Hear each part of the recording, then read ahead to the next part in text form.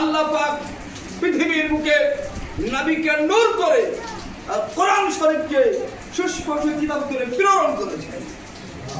এটাই আহলুস সুন্নাহ ওয়াল জামাতের আকীদা, আহলুস সুন্নাহ জামাতের বিশ্বাস যে নবী হচ্ছে নূর। এই আয়াত দ্বারা নূর বলতে নবীকে বোঝানো হয়েছে।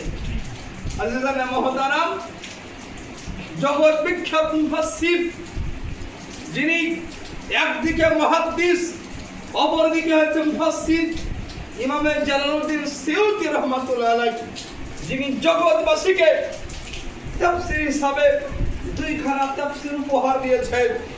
একটি তাফসীরে দুররে মানসুর আর অপরটি হচ্ছে তাফসীরে জালালাইন।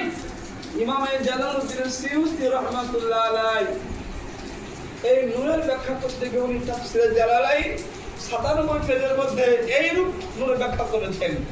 قد جاءكم من الله نور هو النبي صلى الله عليه وسلم। এই আয়াতে ইমাম জালালউদ্দিন সিয়ুতি বলেছেন নূর হলো নবী মুহাম্মদ রাসূলুল্লাহ সাল্লাল্লাহু আলাইহি ওয়াসাল্লাম। এই দুই তাফসীর থেকে বোঝা গেল আল্লাহ রাসূল হচ্ছে নূর। আল্লাহ পাক নবীকে নূর করে প্রেরণ করেছেন। নবী হচ্ছে নূর। আর রাসূল যিনি পবিত্র জবানে বলেছেন, এই হাদিস তাফসীর রুহুল বায়ান 3 খণ্ডের মধ্যে রয়েছে।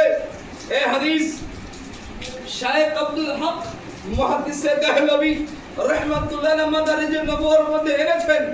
এই হাদিসকে দেওবন্দ জামাতের একজন গ্রহণযোগ্য আলেম, গ্রহণযোগ্য মাওলাভী আশরাফুল থানভী তার দুটি কিতাব নাশরুদ্দিন ফি যিকর নবীল হাবিব এবং ঈদে মিলাদুন নবী কি শরিয়া হাইসিয়াত, এই দুই কিতাবের মধ্যেই, এই দুই পুস্তকের মধ্যেই মাওলাভী আশরাফুল থানভী এই হাদিস এনেছে।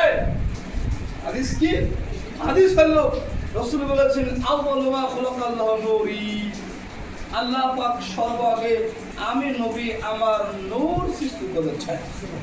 অতএব বুঝা গেল এই হাদিস দ্বারা যে আল্লাহ পাক সর্বাগে নবীর নূরকে তৈরি করেছেন।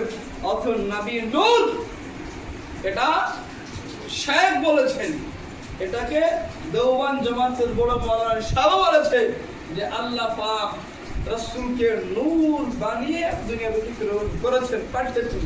অতএব নবী হলেন নূর। এটাই হচ্ছে আহলে সুন্নাত জামাতের বিশ্বাস যে আল্লাহ পাক নবীকে নূর করে প্রেরণ করেছেন। অতএব কোরআন যা বলছে, হাদিস যা বলছে, তার উপরে আমাদের আমল করতে হবে। এ বলে আমার সংক্ষিপ্ত আকারে আলোচনা শেষ করলাম। আসসালামু আলাইকুম ওয়া রাহমাতুল্লাহি ওয়া বারাকাতুহু।